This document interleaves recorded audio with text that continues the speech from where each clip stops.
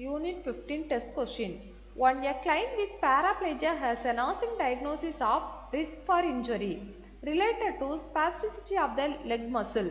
Which of the following items would the nurse note include in a plan to minimize the risk of injury to the client?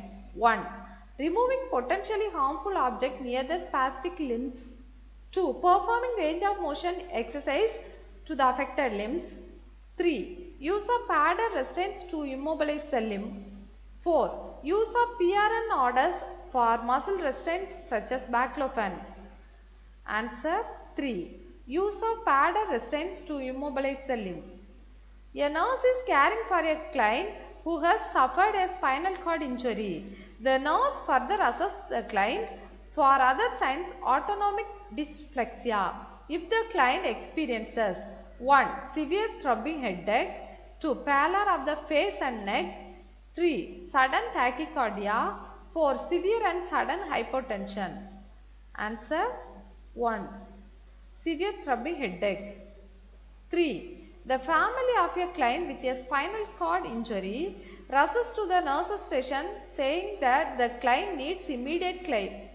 Upon the entering the room, the nurse notes that the client is diaphoretic with a flushed face and neck and complains of a severe headache. The pulse rate is 40 beats per minute and the blood pressure is 230 by 100 mmHg. The nurse acts quickly, knowing that the client experiencing 1. Spinal cord, 2. Malignant hypertension, 3. Pulmonary embolism, 4. Autonomic dysreflexia. Answer 4. Autonomic dysreflexia. 4. A client with spinal cord injury is prone to experiencing autonomic dysreflexia. The nurse would avoid which of the following measures to minimize the risk of recurrence? 1. Strict adherence to a bowel retaining program. 2. Limiting bladder catheterization to once every 12 hours. 3. Keeping the linen wrinkle free under the client. 4. Avoiding unnecessary pressure on the lower limbs. Answer 2. Limiting bladder catheterization to once every 12 hours. 5. A nurse is planning care for a client in spinal shock. Which of the following action would be least helpful in minimizing the effect of vasodilation below the level of the injury? 1.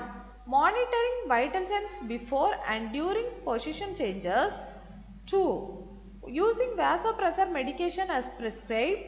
3. Moving the client quickly as one unit. 4. Applying TID compression stocking. Answer 3. Moving the client quickly as one unit. 6.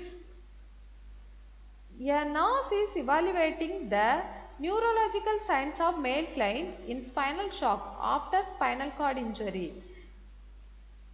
Which of the following observation by the nurse indicate that spinal shock persists? 1. Presence of bulb spongiosis reflex. 2. Hyperreflexia. 3. Inability to elicit of Babin's reflex. 4. Reflex emptying of the bladder. Answer 3.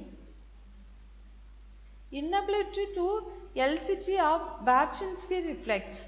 7. A nurse is planning to institute seizure precaution for a client who is being admitted from the emergency department. Which of the following measure would the nurse avoid planning for the client's safety? 1. Placing an airway oxygen and suction equipments at the bedside. 2. Padding the side rails of the bed. 3.